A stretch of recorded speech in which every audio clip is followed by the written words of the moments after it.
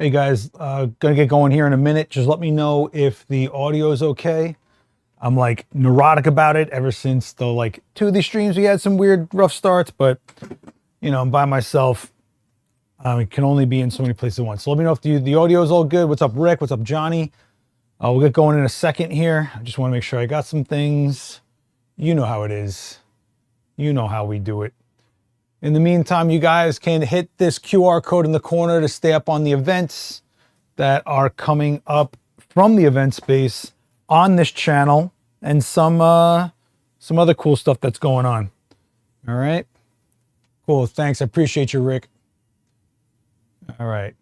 If you guys are ready to get into this, I want you guys to type ready in the chat and where you're from. Let me know where you're from.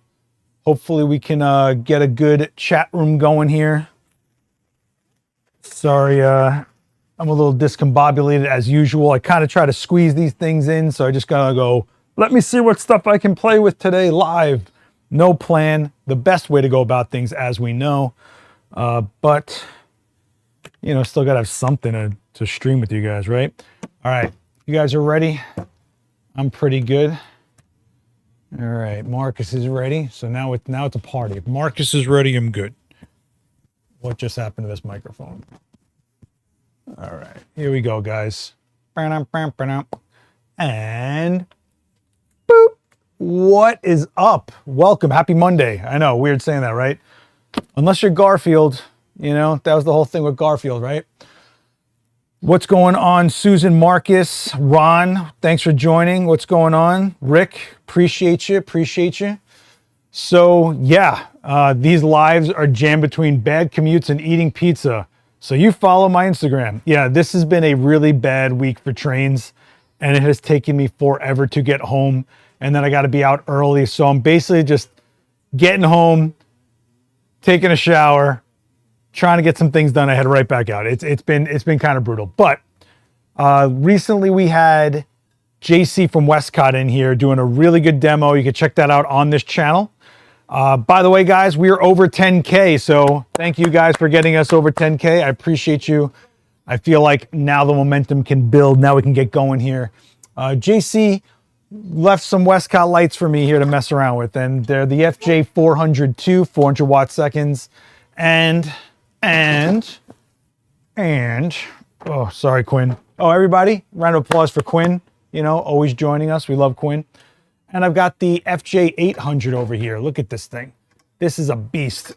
We're going to get into a little bit about what watt seconds is, what to look for. I know you guys have been like, hey, what's up with these Westcott lights? Well, let's dig into them a little bit.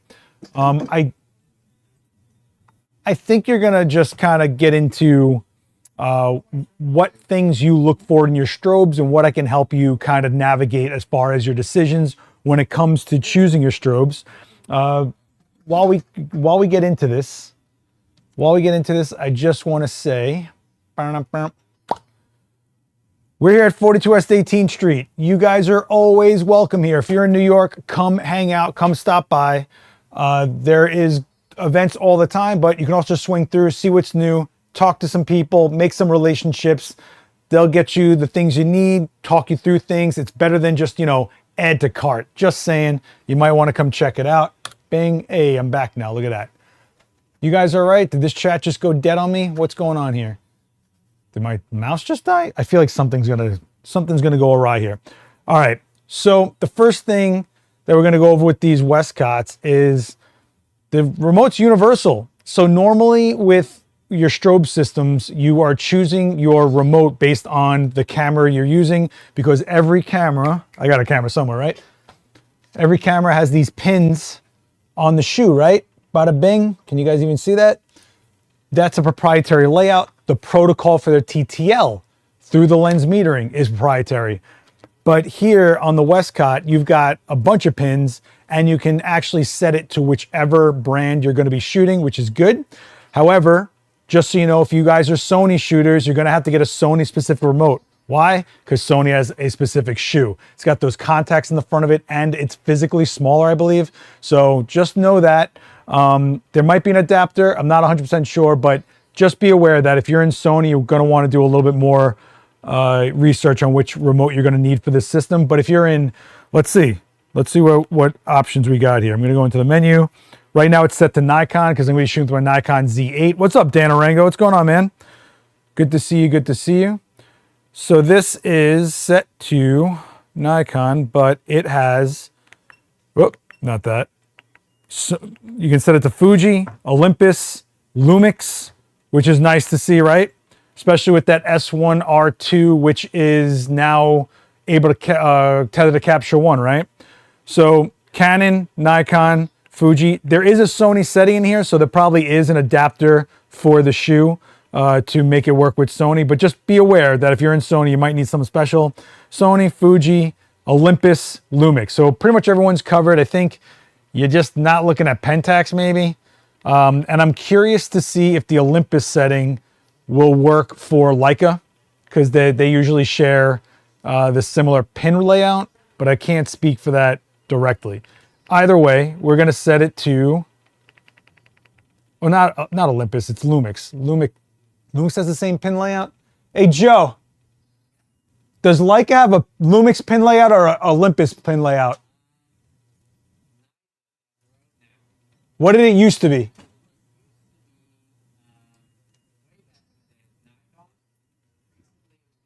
Lumix. Okay, Lumix, not Olympus. Sorry, guys. The Lumix, that's right. This is what messed me up. So with Pro Photo, I tried to use I think I tried to use a Leica remote with a Lumix camera to see if it would work.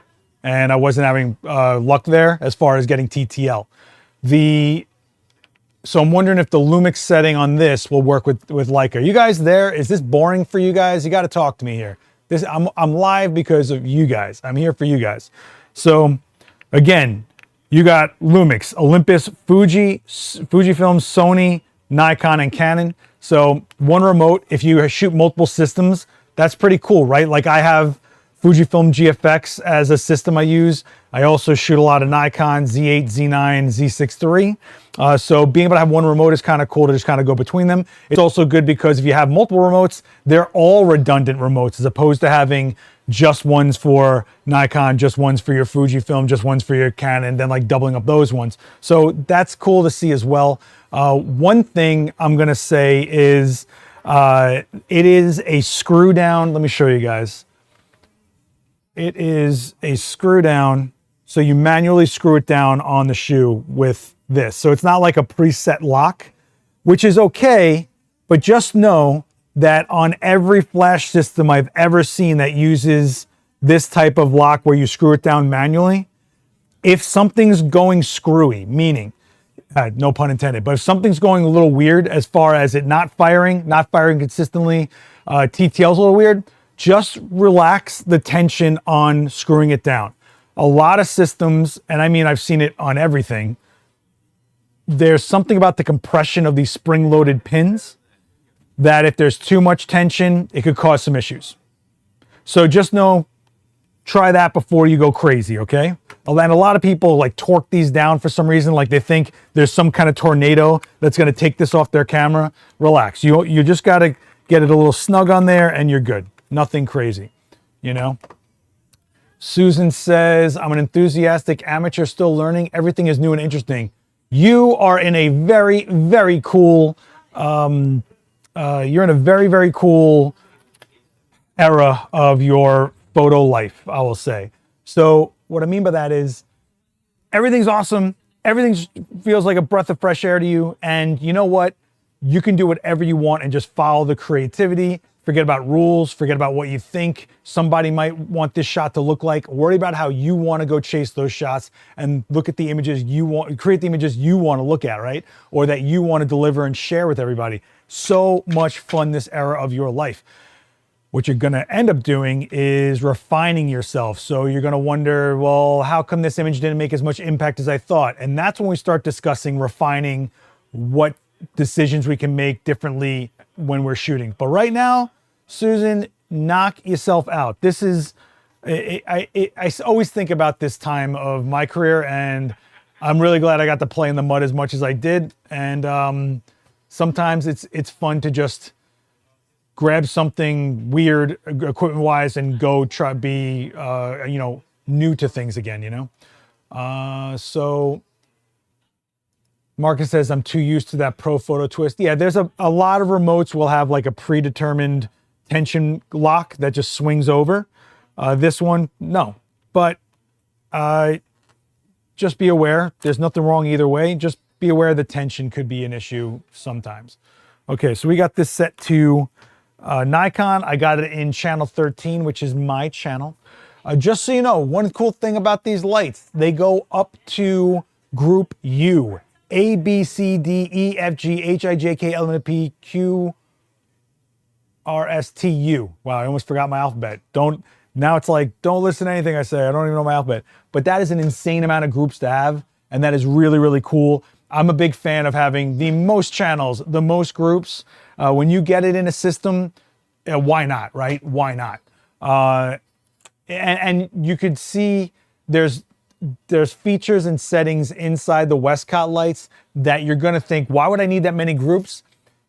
I'll break that down for you in a minute. Before we get into that, let's talk about power. So we have 800 watt seconds, like nice and hardcore, 400 watt seconds. So this essentially is one stop more power technically. Now, just so you know, watt seconds does not mean output.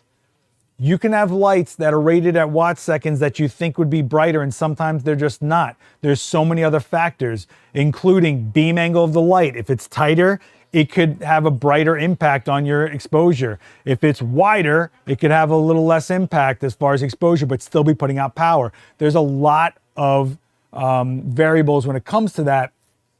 Really what watt seconds means is the potential of the light. What it can have back here, not what it's expelling out here. You know, so I know it's like, well, why do we do measurements like that? It's just how this industry is. Usually when it comes to watt seconds, you're sticking within the same brand. When it goes from 400 watt seconds to 800 watt seconds, it's kind of better for you to think of it as, well, it's 400 watt seconds within the Westcott line. And then you can say that this will have a stop more power. Now, why would you want more power or less power? I'm so glad you guys asked this. I feel like I'm talking to myself. Where are you guys? There's like 30 of you in this chat. I know I got to be more consistent with these streams so that we can get a larger crowd in here, but talk to me here, all right? So when do you want more power? When would you want more power? Well, think about it. More power doesn't mean better. Okay, more power is giving you the ability to hit a higher ceiling. So let's say I'm just shooting with Quinn. You're not gonna need 800 watt seconds and rip a coat of paint off her, okay? What you're gonna end up doing is if you're using larger modifiers that make you pull the light farther away, so that when you pull it farther away, you get the same exposure that you're trying to get at when the light is closer. So for example, if I'm shooting with Quinn and I have a light right here for a headshot, and then I'm like, you know what?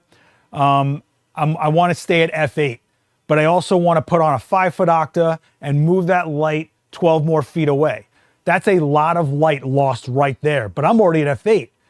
So if this light is maxing out, close to maxing out at f8 in the situation I'm in, when it's close to her, when I pull it farther away and put on a bigger modifier, you're going to go, man, I wish I had more power. And if you don't have more power, you're gonna start making compromises like opening up your aperture, maybe raising your ISO, things like that, inching that light closer. So think about it this way. If you're someone that shoots like large groups, so for example, if you're shooting a football team, you're gonna have those lights farther away, multiples of those lights, and you're gonna need them to hit, which means you're gonna need that extra power. If you're someone that bounces off of the ceiling a lot, just reaching that ceiling and coming back down, it's gonna cause some issues with you getting some power out of that light. And actually, I think that's what I'm gonna start off doing here. I have a lot of fun with new lights by bouncing off the ceiling. It sounds dumb, but when you are trying to reach like a 14-foot ceiling to make it a super soft light, you're gonna find out real fast how quickly that power just dissipates. The other thing about power is, let's say I have this FJ400 set to full power, and that's 400 watt seconds ripping, that recycle time is going to take a second. However, if I have an 800 watt second light and I want it to be 400 watt seconds, I'm taking a stop of power out of it. I'm going to half power. That means that because the potential of that light is so much higher, I'm able to have a faster recycling time. In fact, let's play a game here. Let's see if I can, let's do that. Hopefully you guys can hear the beep on these, but so I'm in, what group am I in here? Group B. Okay, Group B. I'm gonna go into Group B. I'm gonna put it up to the full power, and I'm gonna shut off Group A. All right. So let's put on okay, so this is full power. Can you guys hear this beep? See, bang, bang, beep, bang, beep, bang, beep. 1/1000, almost 2 seconds there. Okay, so now if I put on this light, in theory, set to the same power, meaning this is going to be set to half the power of that, but technically giving us roughly the same kind of output in theory, right? If I go here, let me turn off this light, mode, sleep, Group A. I put this into manual and we put it up to, let's see.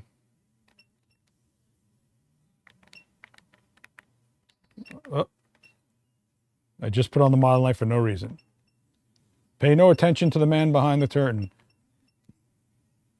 Usually when you hold these, it goes up full stops. I don't know why it's not. Nope. Nope. Okay. Recycle time is a big reason for having a powerful light. Yeah, that is one reason. If you're someone that's going to be doing like fast frames per second or something where you are working with a model and you just want to keep a rhythm and a flow, that's a big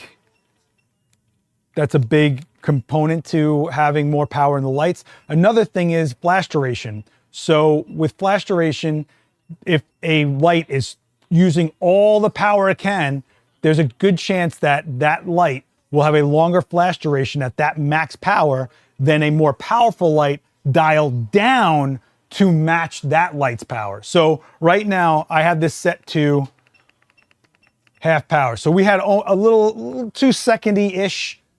Let's see how this does. Boom, one, there it is. One, there it is. Easy recycling in half the time at full power. By the way, I am getting a tan on the side of my neck from this thing. This is a lot of heat. That hot strobe smell. But can you guys tell how fast this is recycling compared to that at full power? In fact, we set them both on at the same time, technically. I don't even know if you're going to be able to tell, but you'll hear the beeps go in succession. All right? Is this... Hey, what's going on, Deborah? Hope you're well. Can you hear the beeps going off in succession here?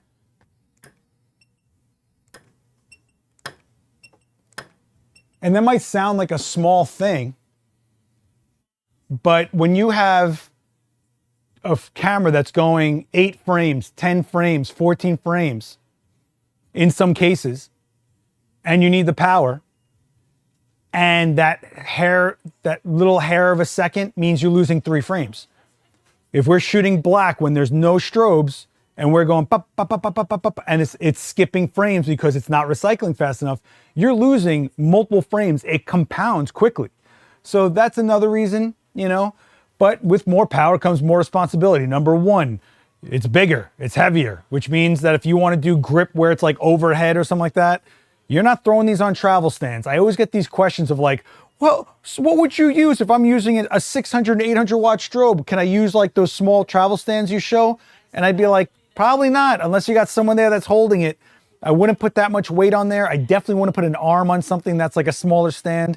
You know, you got to kind of think, if you're going in for more power, you got to you got to support that power also. Not to mention battery. These use the same battery. If you're pumping out more power with the same power source, right? So, but that's only if you're at full power, right? Because otherwise you can be in the same power range. You just have the ability to go one stop more. So, you know, having that extra stop, you might think like, the recycle time, whatever, duration. If you're doing something with movement and you want to have more power with more of an ability to freeze your subject with a faster recycle time and able to cover more area, meaning you're pulling that light farther back, using larger modifiers. These are all the reasons you keep on building up power. But so many people go, oh man, I need power, and they have no real reason why. They just think more power equals better. But you've seen guys like me, Joe McNally, a lot of people, Dan, use pretty much 100 watt second lights, 200 watt second lights, and be fine for most situations. But if you're also trying to set your camera to really pull down that sun in the sky, yeah, you're gonna need some more power, because if I have to close my aperture down to f11 and still have the light a good amount of distance from my subject, I'm gonna need that power, kid, you know what I'm saying? There goes my beard. Yeah, I know, right? No worries, Keith, thanks for joining. You guys with me? You guys with me? I know you're just sitting there listening, but like, it's weird talking to myself. I just want you to know, don't forget I'm in public here, okay? Let me plug in and let's get Quinn, let's bounce it off the ceiling and see what we can do here, because that's one of my favorite things to do with high-powered lights is see how far I can bounce them. So what's the first thing I gotta do when I'm getting set to shoot in here? What's the first call to action here? What's my first thing I'm gonna get into here? All right, what do we, none of you are new to this. Come on, you guys know exactly what we're gonna do. All right, let me, where's my, okay. Let me plug in. So I'm gonna use a Nikon Z8 today. We're gonna be using the 24-120 f4 lens that I'm a big fan of, you know. Oh, gotta allow this. And there's our girl Quinn, looking great. Now it makes better sense to me. Okay, cool. Yeah, black frame. We're gonna have to get a black frame going here. So, oh, why am I on spot metering? Why am I on spot metering? You know what's funny is every now and then when I'm kind of got a second, I just put my camera into like weird settings that I wouldn't normally use. And I try to see like, well, how's this gonna go? And then I gotta go do a demo and I forget, I left that in a weird setting.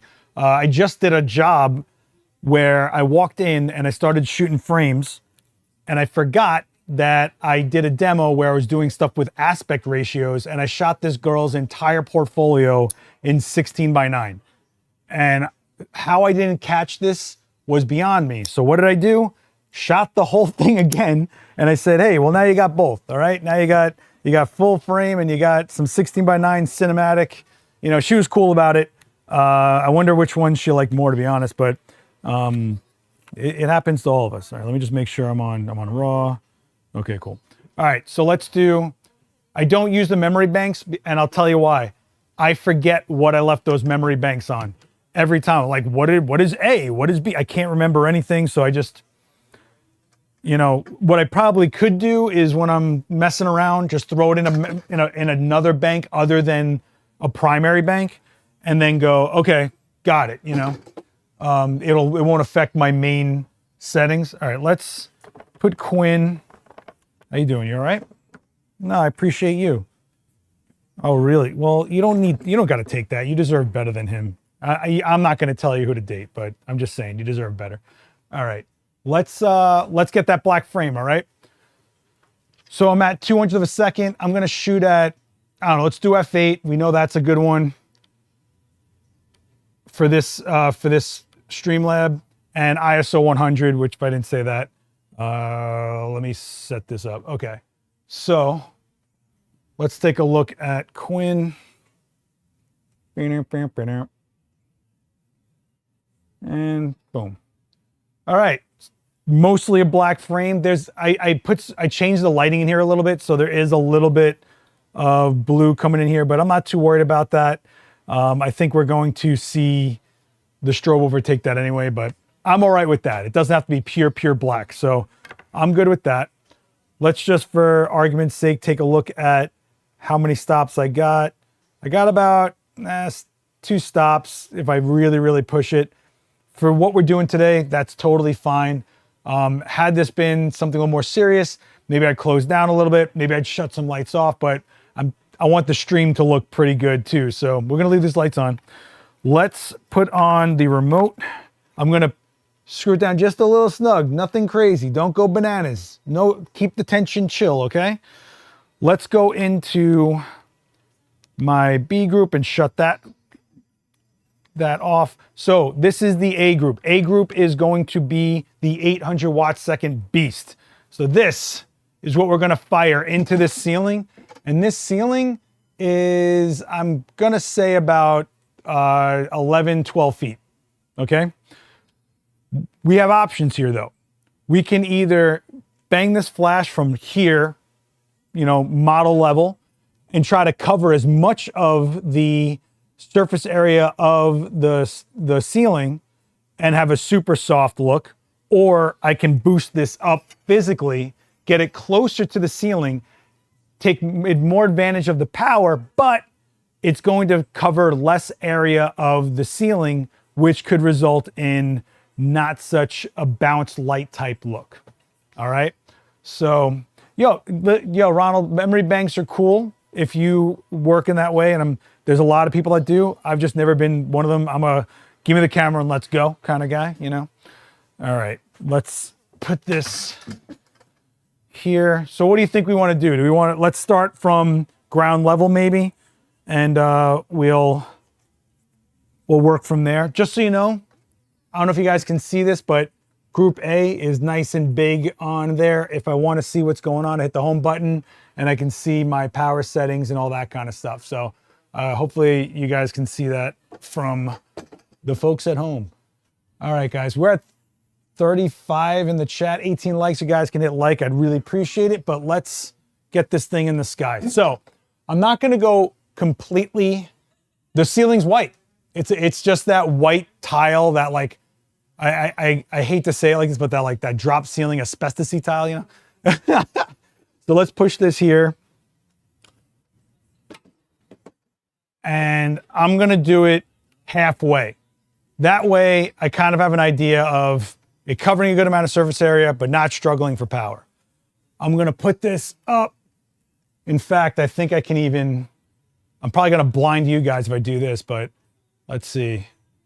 Oh, not that one, that one. So here's my light. We're gonna bounce it into the ceiling, but a little bit at an angle so that it comes back at an angle. Instead of it being a complete drop down raccoon eye shadow kind of thing, give it a little bit of direction towards Quinn, all right? In fact, we can go into this and put on the modeling light. Hopefully, so you guys can see that this is the light going a little bit at an angle, okay? There's a good chance we're gonna catch some blue off of the walls because the walls are blue and we're reflecting light, right? Okay, let's go back to camera one. Bingo. Hey, what's going on, Sean? Joris, I thank you, thank you, thank you. So I'm gonna go into Group A, and I'm gonna make this TTL because I just wanna let it do what it's gonna do, and we'll see where the power setting's at F8. I bet you I could even close down further than F8 for this light, but we'll see what happens. It's a beast of a light. I'm not gonna take anything away from this. All right, TTL. Let's take a look at our girl. Bada bing. And let's see what we get here.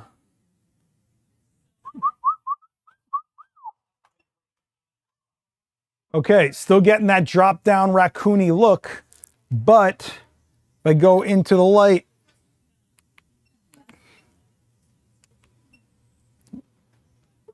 I don't even think that's at full power. So let's crank it up and see what we get at full power.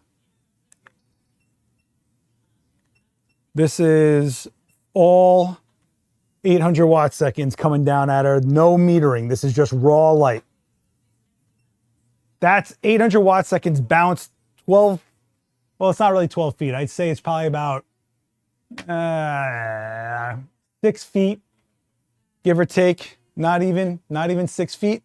So that's pretty good, right? This means that I have leeway to close down. If I go to F11, right? If I go to F11, we're looking all right. I mean, that's pretty crazy to have the ability to close down that much and bounce a light to be that soft. Because don't forget, the light source now is the ceiling. We're hitting, what's that gotta be like? Probably 8 square feet I'm hitting of light. Now, if I took that same light and I point it at Quinn, right?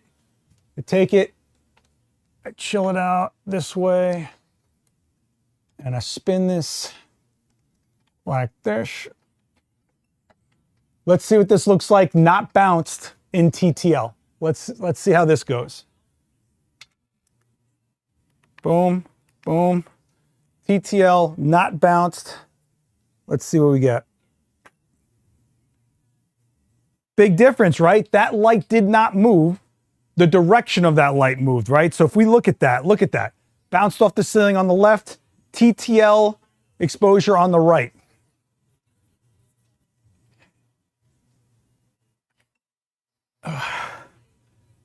Not bad, huh? So right there could be a reason for higher power for you guys. If you don't want to rush around modifiers, you just want to bounce it off a large surface, and being able to get yourself a situation where it's a soft light with minimal gear, bouncing off of something's great. If you're in a studio like me and Daniel's studio, right? Our studio is painted white head to toe. We do this all the time. In fact, we'll use window light and use this as a fill light in this nice soft manner, right? This is F11 pointed at her in TTL. On the left is bounced off the ceiling. No exposure comp in TTL. That's much darker than would have expected. Note, all TTL is not the same, right? So I'll tell TTL, I'll say, hey, TTL, give me a stop and a third more power, right? So this is with me telling TTL to go a little brighter. And that's probably more accurate. In fact, you can see that you're even seeing texture. I mean, this is just my guesstimate. I was like, stop and a third more. And for a white painted subject to show us detail like this, you're welcome. That's a million years of experience, guys. You'll get there. You'll get there. But that's really the difference between bouncing a light and direct light. Massive difference. Doesn't she look like Charlize Theron sometimes? Am I crazy? Do you see that on the right? She's got that devil's advocate Charlize Theron. Am I crazy? So this is what we're looking at here, is basically the ability to get that light farther, maintain exposure. Because had this been a 200 watt second light, it's a big difference. What happened to Quinn? She needs a doctor. This is what happens to they, based on how they're painted, based on if there's even a primer, sometimes because of the fluctuation in temperature and what they are made of, they swell and contract, and then paint can crack off. So this is the difference between a $1,000 mannequin and like a $100 mannequin, right? What if you were using, what is this? What if you were using the 400 different positions of light? So let's do that. If I stay at F11, right? Let me shut this one off. We're gonna stay at the same closed down exposure, right? So let me drop this. Let me throw it over here.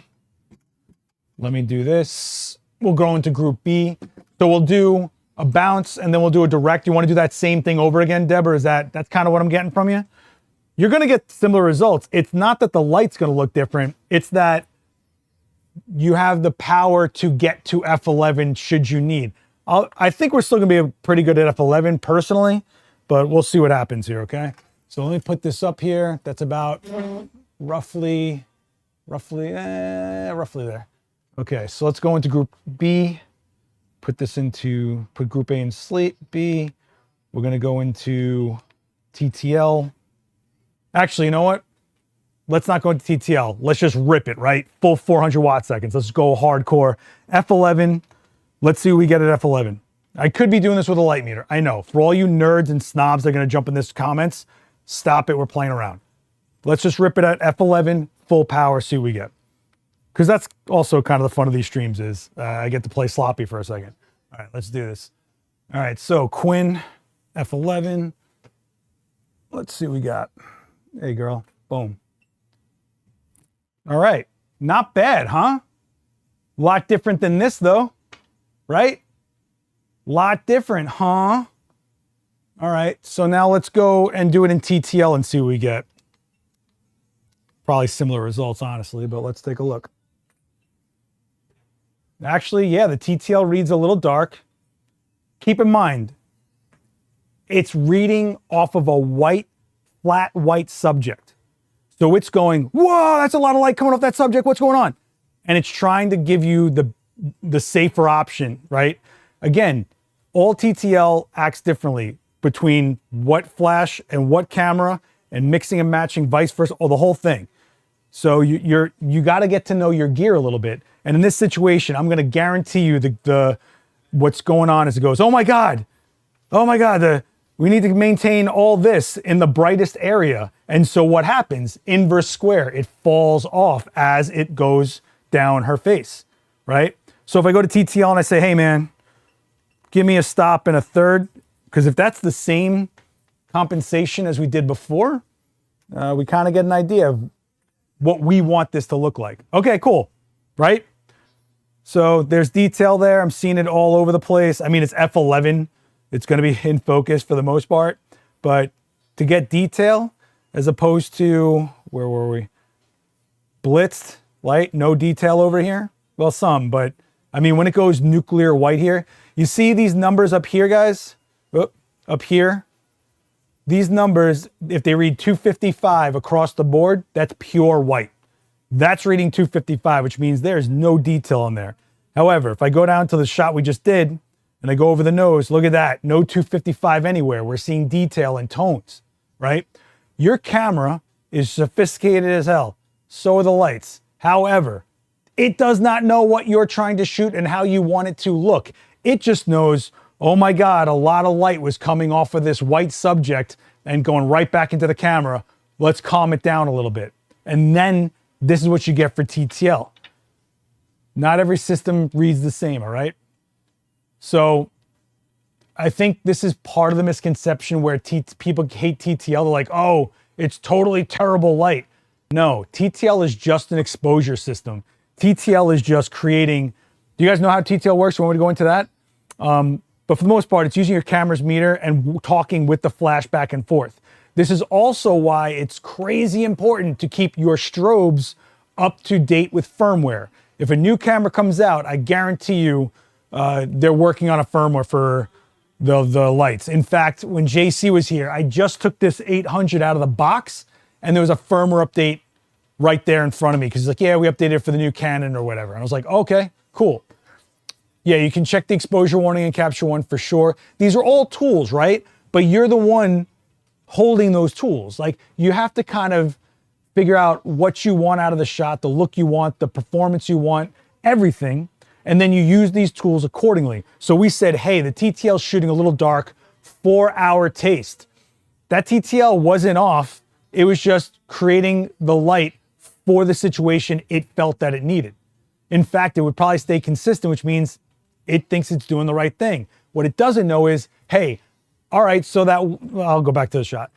It's like, okay, so that white is white on her hair, cool, but what about the rest of her? Well, I care more about the rest of her. And in fact, I bet you there might even be spots where, no, we got detail on the white. I'm looking at lint on her. Girl, you need a shower. I'm gonna get you a spa day, all right? Well, get away from that guy and get treated right. Maybe you'll get a spa day. But you see what I'm saying here? It doesn't know what you're trying to do. This is also the reason that spot metering is kind of, in a lot of situations, optimal. So hang with me here. So let's say you have a model and they're against a bright background and you're doing TTL. Well, it's gonna read that situation as bright and it might dim down your TTL, your strobe. Same thing with an all dark black background. TTL might go, hey, we might need a little more light. However, if I was spot metering where I want the subject, then it's going to read, it's going to prioritize that meter for the subject, not the entire space. So a lot of times I find people tell me their TTL is annoying them. It's usually because a subject is wearing dark clothes and it's trying to get some balance point between your subject and a dark outfit. What's going on now in modern era with modern cameras is if you're using something like eye autofocus, a lot of cameras, newer ones, will take the eye autofocus as more of a priority point when it's determining your TTL.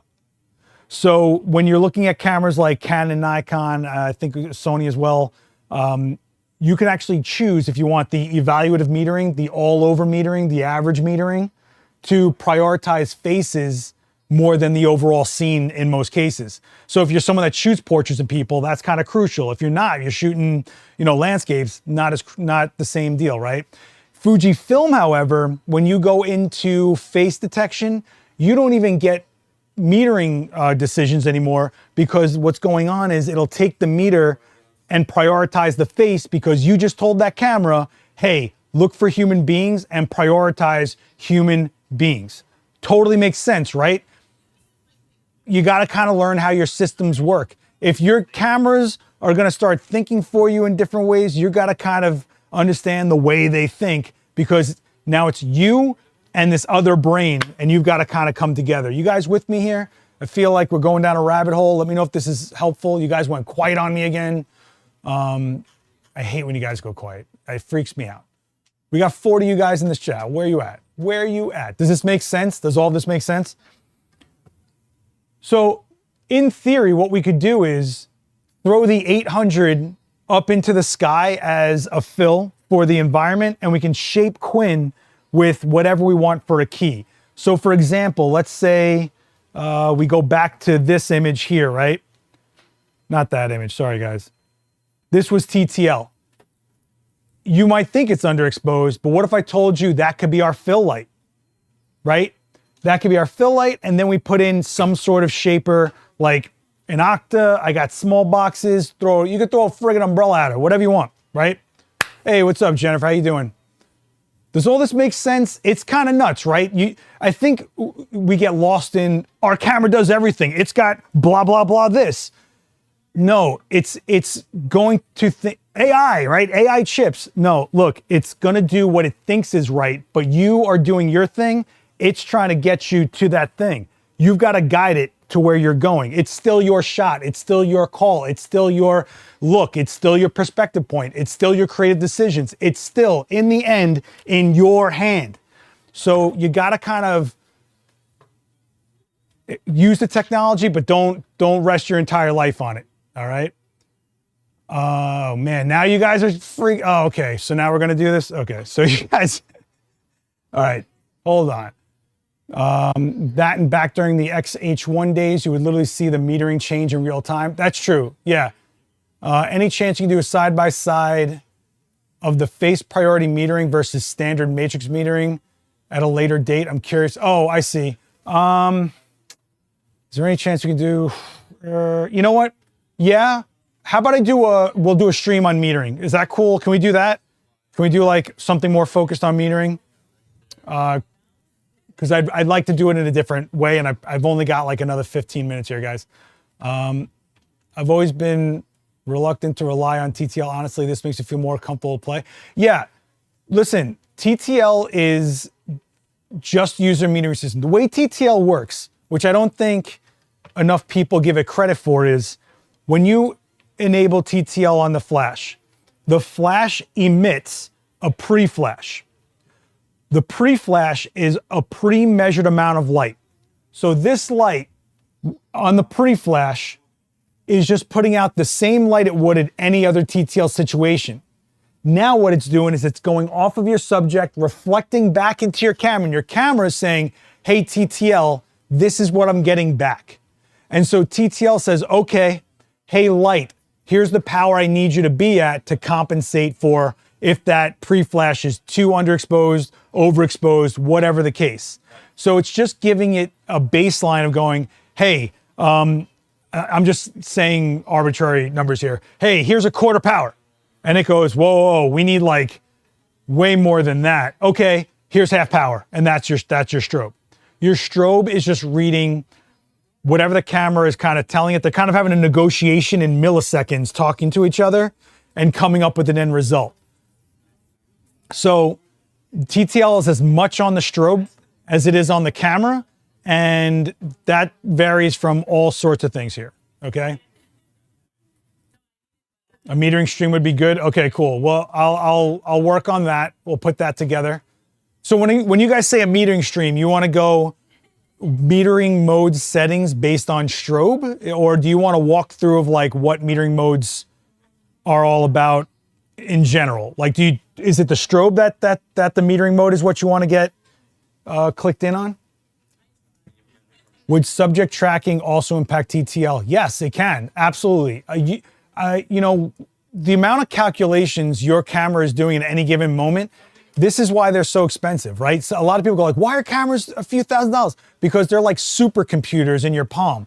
What they're doing is recognizing a situation, trying to get, and infinite situations. Don't forget that. Your camera is pointed at infinite variables at any given point. Yes, it's a human, but how dimly lit are they? What are they wearing? What, you know, where are their eyes? How far are we from their eyes? Is it the front eye, the back eye? Like the things that it's calculating as when it's recognizing subjects. So if it's doing something like, I hate to say this, but like if you're throwing a strobe at, say, you're doing pet photography, absolutely. That's, if it's recognizing that subject and you have your camera to prioritize subjects, that camera's putting at least modern cameras are putting that in there with a factor. So metering with strobes, that's the whole thing, strobes, okay. Can I ask you guys, what is the biggest hang up you have with your metering mode and your strobes? Like, what is the disconnect that's happening? Are you guys not getting proper exposures too often, even though you're in TTL? Is that the issue? I'm just gonna hydrate really quick.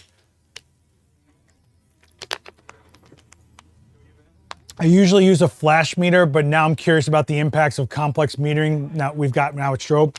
So when you guys are using a handheld meter, what you're actually measuring is incident metering, the light falling on the subject. What TTL is measuring is the light reflecting off the subject, right?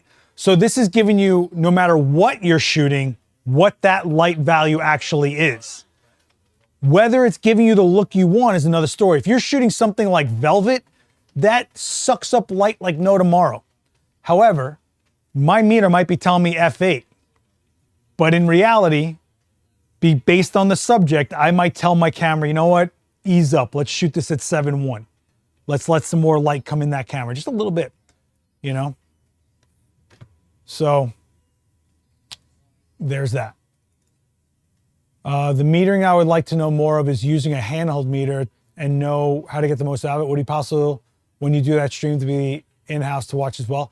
You know what? I got to be honest with you. Some of the best light meter videos you're going to see ever, Abcise on the Sakonic channel. Go to the Sakonic channel, guys. Like, go check that out. Leave Ab some comments because he'll really get you going with the light meter. But there's also really good David Bergman videos on this channel. I think Dan did some light meter videos, but I hear you. I hear you. Maybe I'll formulate something about that because higher end metering systems have spot metering, the ones that have the scope, and a few other things that we can go through. Honestly, trusting the TTL metering is probably my hang up. Well, you also have to think of it this way. TTL can get you in the ballpark and then you can kind of massage it yourself, right? Like we just did to some degree. But if you're in a situation where nothing's really changing, like the ambient light's not changing or something like that, you don't really need to do TTL too much. It just gets you a starting point.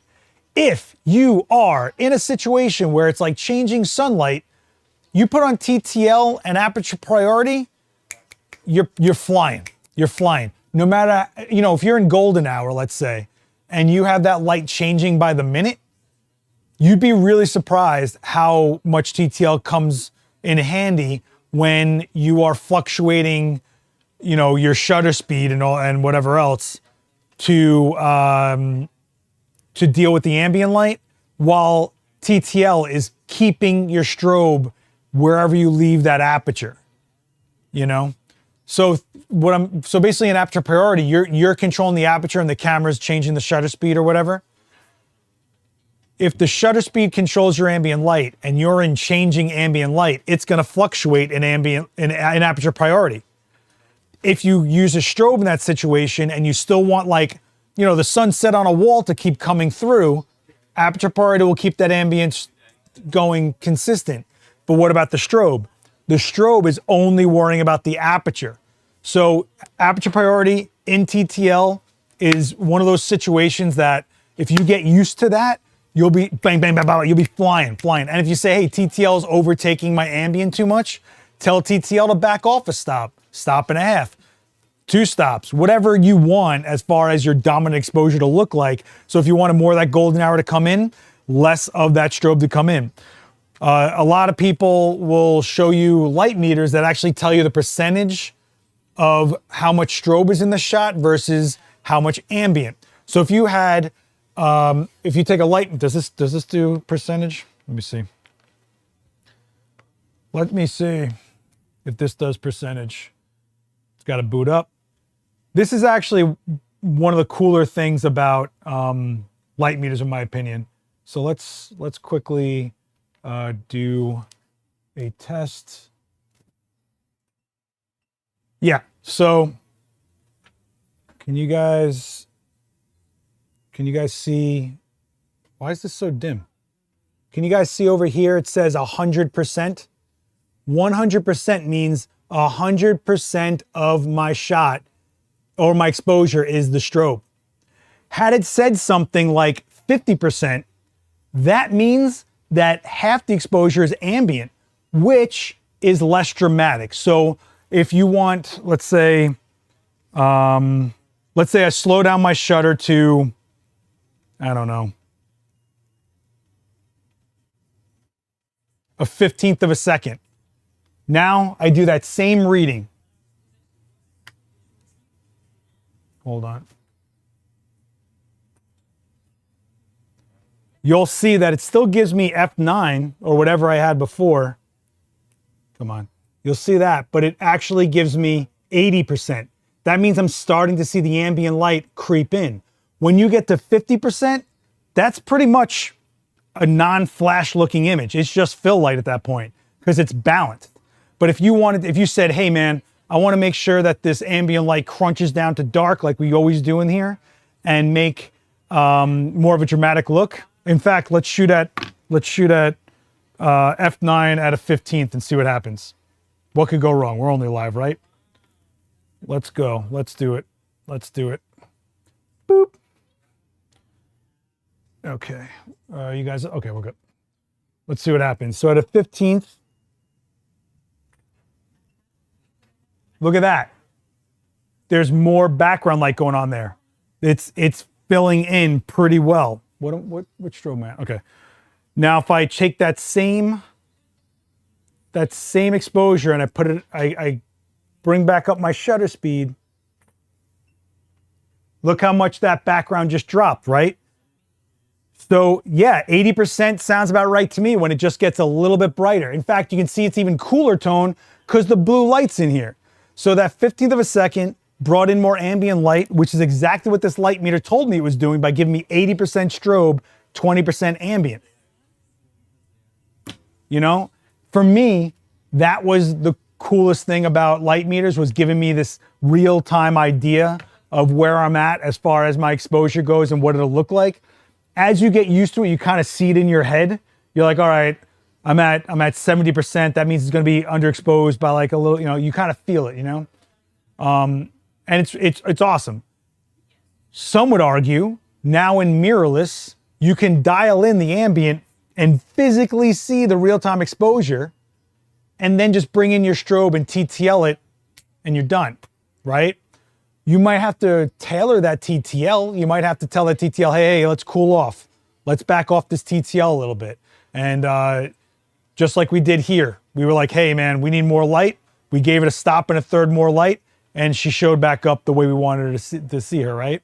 So it just kind of, you know, all right, see you later, Johnny. Craig C is asking, what's the feature called where you can shoot TTL? So every brand calls it something different. There's TCM on Flashpoint. ProPhoto just does it automatically. You go from TTL to manual, it just automatically locks it in. They were the first to do it, and it was the best thing ever forever. And then obviously when something's great, it goes on down the line.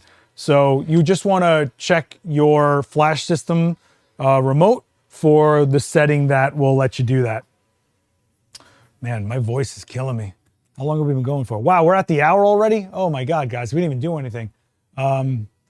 Is everybody cool with this? Does this all make sense to you guys? Look, these streams are very, very loose and they're live. You are 50% of this, right? So I don't want to ramble about things you don't care about. I'm not here to sell you anything.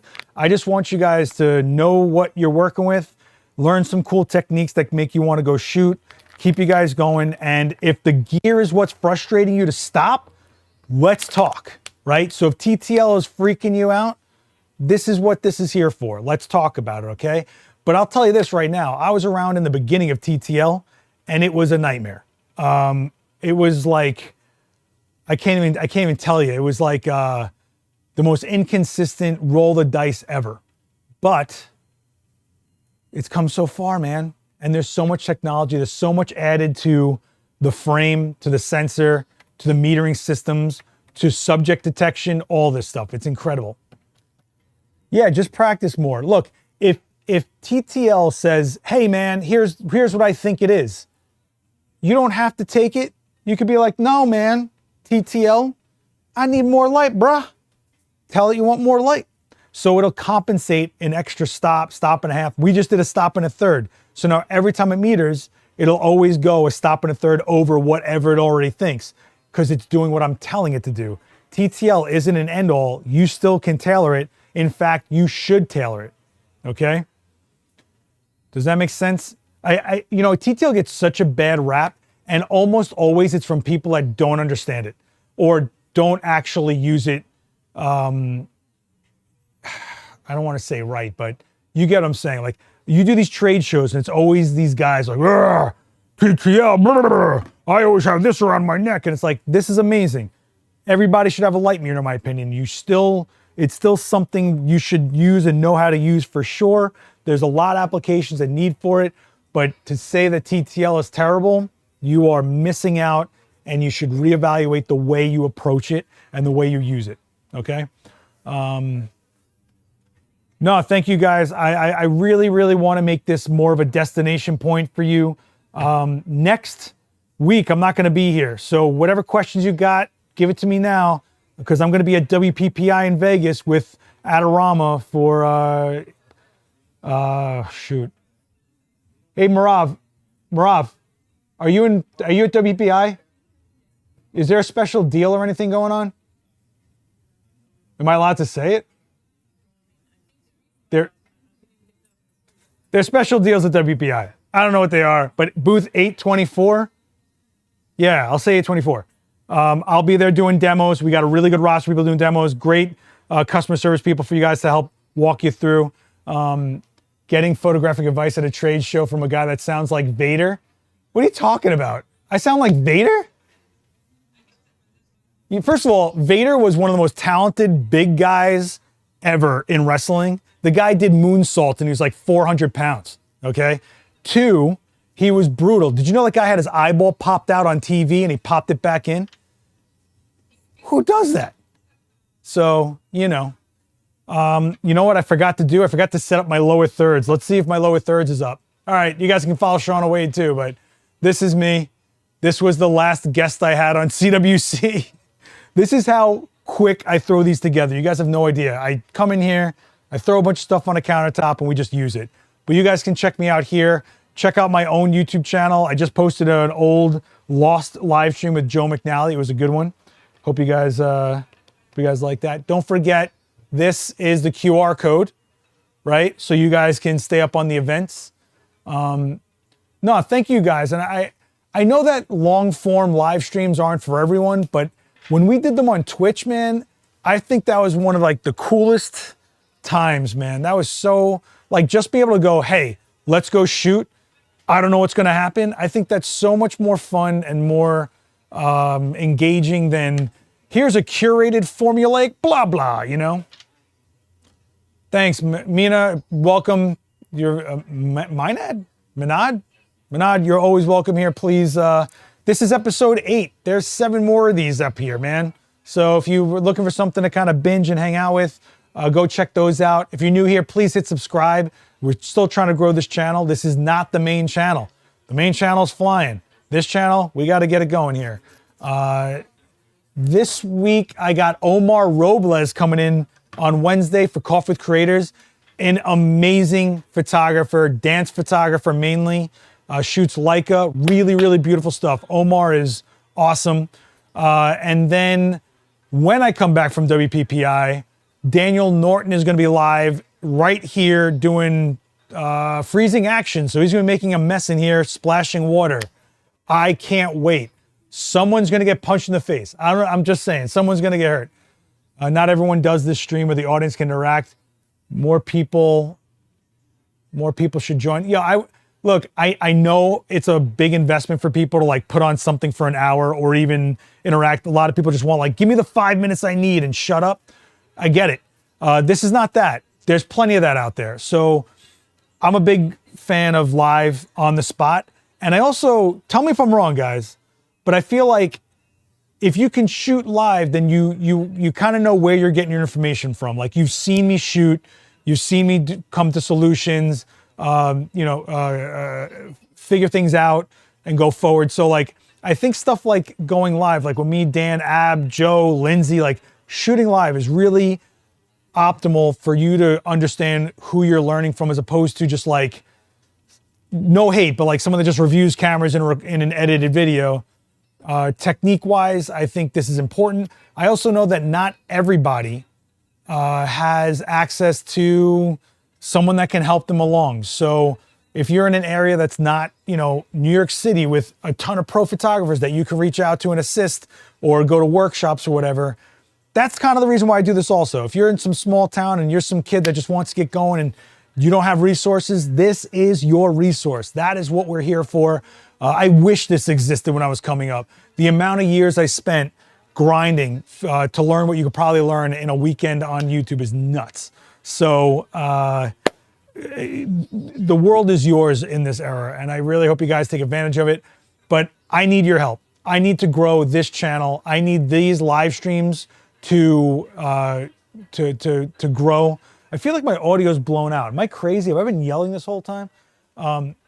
This has to start catching some momentum, guys. And the more momentum it catches, the more I can get support from brands and all these other things. So one way or another, we're going forward, and I hope you guys come with us. I will be at WPPI. I'm going to be on stage for the lighting summit the couple days before WPPI.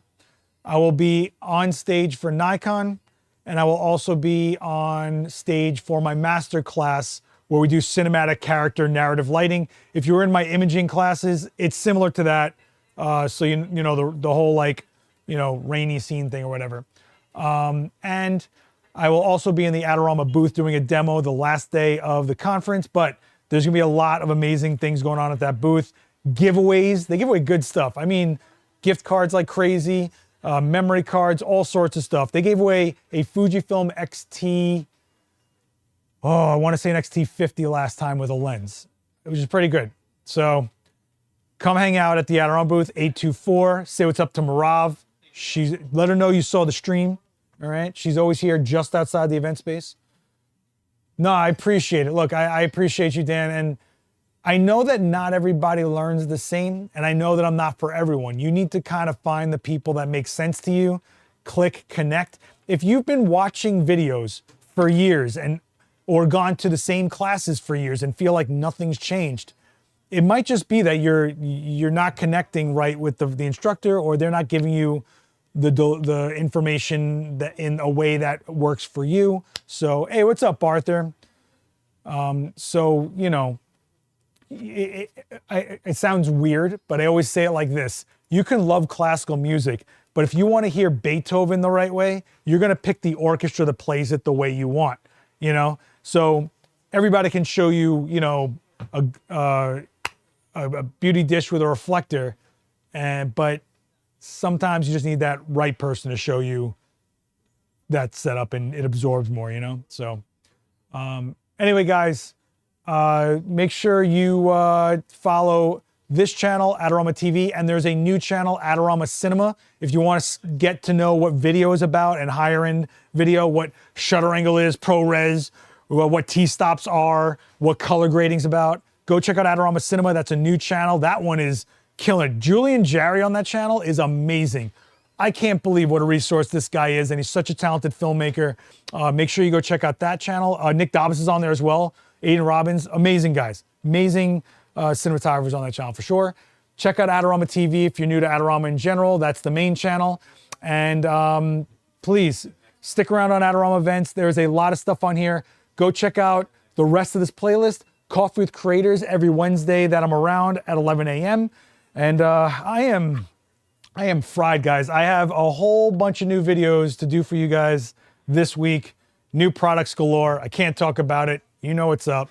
But stay tuned to Adorama TV for that stuff. And look, I hope to see you at WPI. If not, I'm also at Shutterfest, and we're going to be at NAB as well. So if you're going to some trade shows, say what's up. For now, I'm this guy. I guess you could go follow Shauna as well. This is how jank these streams are. So follow me at all the things.